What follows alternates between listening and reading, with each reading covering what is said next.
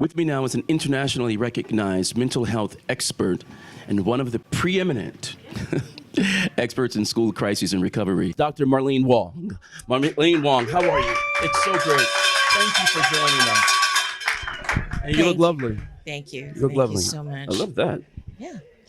So talk to us. I mean, my God, your presence, your work speaks for itself.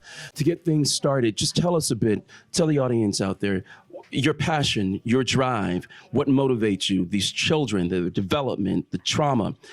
Talk to us about your work, your heart. Well, I think it goes back to when I was the director of mental health for LA Unified School District and head of the crisis teams. And at one point during the early 90s, it was known as the decade of death, actually, in Los Angeles, because there were so many gang shootings. Yeah. And often children who were in elementary schools were caught in the middle of those conflicts, those urban conflict zones. And what we discovered as we would go out, the crisis team members would go out, is we would ask the children, has this ever happened to you before? And almost every one of them said yes.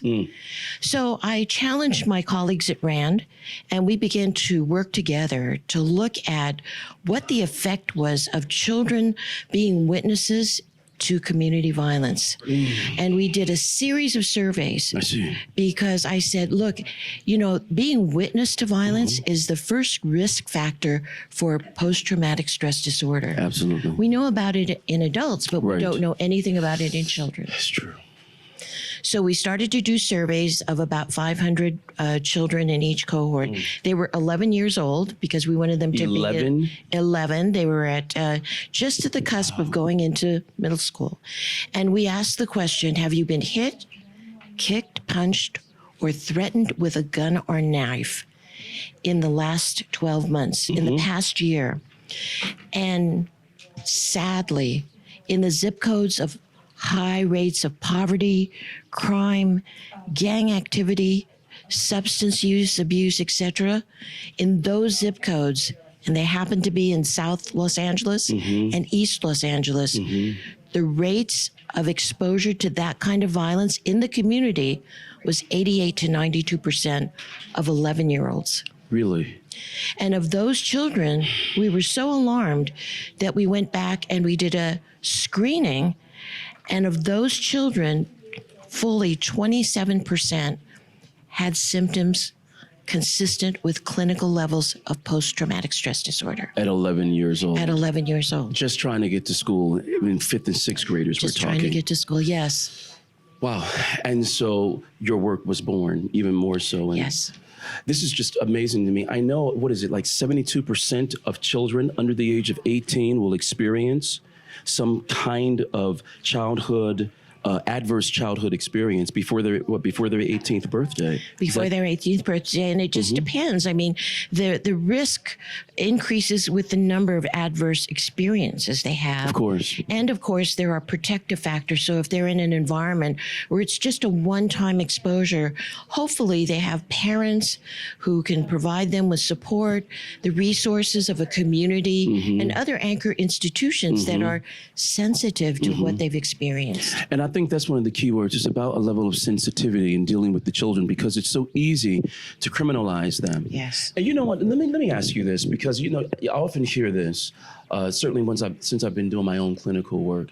And so we're looking at the stats. We need to, and we're looking at the communities, and they're impoverished. Communities oftentimes of color, non-white, yes. And that becomes an issue. But I want to go back for a moment. I don't know if you recall this, but I was watching PBS one night, and they were doing the Irish Americans when they had first come here to America, and the boys were wreaking havoc because they were impoverished. They were poor. You're right. I'm an immigrant. I'm coming in. I don't know the land. I don't know the layout of the land, the culture, and everything. And so all the gangs were all there infested in this concentrated part in New York. And so the government decided, the state decided, you know, we've got to do something. We've got to put these boys to work. If we put them to work, if we make their lives matter and mean something, then they'll stop terrorizing their neighborhood. And then we won't see what I often call that sort of transgenerational trauma that we start to see that happens, transmission generation trauma that oftentimes happen. And I wonder, in your work, have you found where there is poverty, where there is lack, where there is a lack of education, where there is a lack of jobs, etc. It wouldn't matter what the race was. Is it true that we could actually see this kind of drama play out? No, it is absolutely true. And unfortunately, our government didn't learn from that first experience. So instead of having young males who come out of environments where they have been victimized and where they're almost a human, not almost, but a natural or human reaction is to make sure that you're not a victim again. And then to be the aggressor rather than the person who is the victim. Exactly. Which makes common sense when you think about it. Yes. And unfortunately, what happens is that with policies, the unintended consequences of a policy like zero tolerance, further re-traumatizes and victimizes that individual instead of saying, what can we do? What happened? And how do we fix what happened? You raised a great point. I was just reading, it's probably your work I was reading, it just triggered. You said what happened as opposed to what did you do? Yeah. Do you all get this? Can you explain that dynamic? When you see the 11-year-old child and you sense they're suffering PTSD, adverse childhood experiences, and even if they're caught up inside what could be criminal activity or less than favorable activity for an 11-year-old child, or any age for that matter, asking the question, what did you do, instead of what happened to you? Can you speak to that? Just that phrase. How does that change the trajectory of the possible impact of treatment? Well, I think this is at the heart of the school to prison pipeline. So that when we see aggressive behaviors or hostile, angry behaviors in young males, that zero tolerance in policies like that say, let's punish this child, let's discipline this child. And what happens is that there are ever increasing levels of discipline. Instead of asking the question, what happened? What happened on the way to school? What happened last night? What was your experience? And so often children, youth are just hungering to have someone ask them, what happened to you? And it may be that they saw a gang member attack one of their family members and they saw similar behavior in the school, and they then begin to transfer that experience into an environment where it didn't happen. Wow. So what you're describing now is one of the questions I was going to ask you. Childhood development, how it can be impacted and affected when we're talking about some of the main ways, and you've alluded to it already. What are some more of the main ways that childhood development is impacted and affected by these adverse childhood experiences? Well, there has been research in Israel, Ariel Shalev, talked about if the traumatic injury, that experience, happens before even speech, that it changes the DNA sequence in a child's brain. I believe that, yeah, absolutely. The neuronal pathways in the brain. Yes, yes. As they grow older, it becomes a part of their coping mechanisms. Absolutely. And it becomes a way of understanding the world. Like, this is how the world is. It's a hostile, angry place. And therefore, in order for me to survive, that's what I must do to survive. So we're teaching kids, in effect, really what this is doing, the prefrontal cortex, that thinking portion of the brain is still underdeveloped, and what is developing even more is the subcortical region, where that amygdala lies, and the hippocampus, because the memory triggers the emotion, and the emotion triggers the memory, and we're off to the races. Why we're proud to have you as a professor at USC. That's very nice for you to say, because I think the world of you and your research, and I've followed it, and I actually teach a lot of it in my class, because you can't get to adulthood without going through childhood. I don't know why people don't. If you all don't get anything else from this telethon today, this is some important stuff. When we're talking about our children, you don't get to adulthood, so it changes the way you see an adult. Yes. So all of a sudden, you don't see the SOB anymore. You see what happened to you. And I call that the trauma transfer. The trauma transfer. Brilliant. I get it. I get it. You know what? You're helping some people today. And you know what? This broadcast is live right now, but it'll be played over Oh, yeah, we're live, baby. Oh, gosh. And it'll play over and over and over again. You talked about a lot of things. I've got some things here. I want to run this past you, all right, and get your thoughts and get your opinion. The National Resilience Institute, I know you're familiar with them. 6 ways to become a trauma-informed school. I know you're a big proponent of that. They say safety, community, accountability, adaptability, education. I like this one, holistic. I want you to speak to this one. Meet students' need by taking into account their relationships, self-regulation, academic competence, physical and emotional well-being, ways in which to create this trauma-informed school. What do you say to that? I think it's important, and I think that educators need to be trained in child development and the effects of trauma. And what's not fair to teachers, sadly, is that there is no partnership between education and social work. Teachers don't have the opportunity to take one course about this. So we have young people who are so committed and inspired who become subject matter experts in math or reading. Then they get into the classroom and they have young people who are traumatized, who are trauma affected, and they think they take it personally. Gotcha. And for them, then, it's survival. So you've got on two sides of the equation, the mirror effect.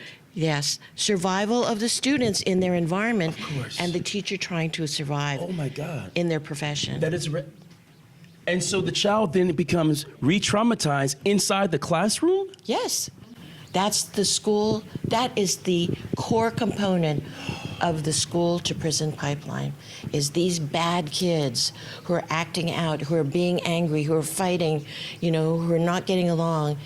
And the school's response, because they're not trained to see this, is look underneath the iceberg, look under the waterline, because underneath is a richness of understanding and experience of that child that has, in some ways, handicapped him or her.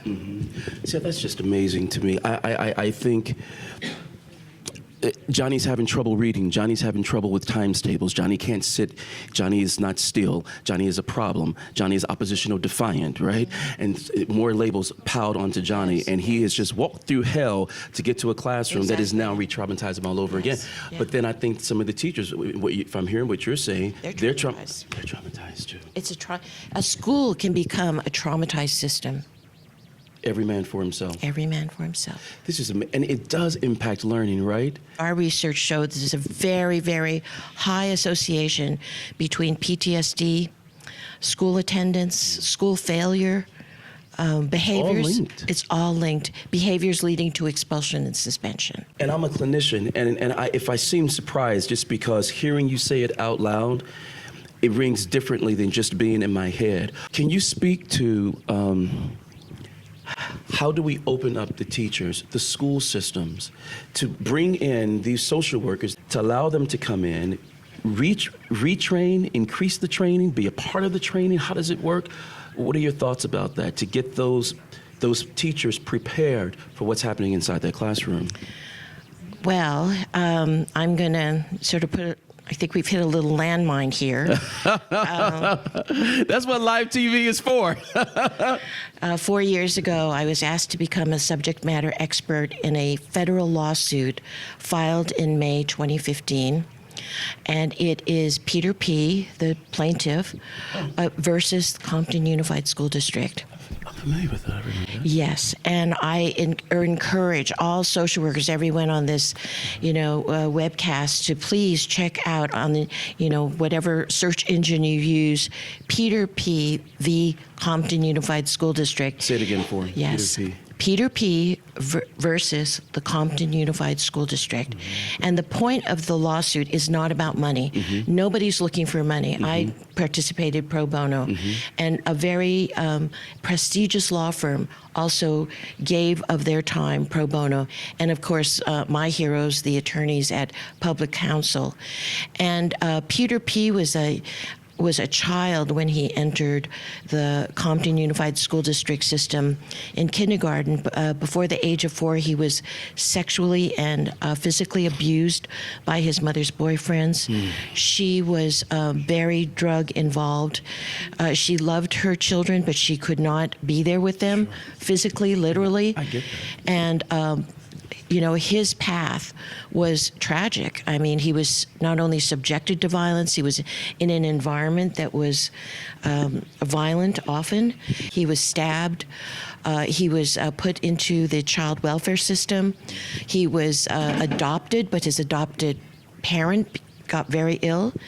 He became homeless and culminated, and the school district's response, which is not just about Compton, but because it was in those zip codes with high crime, all of those risk factors, treated him in a way that many schools might still be treating children, which is, they said, this is a bad kid.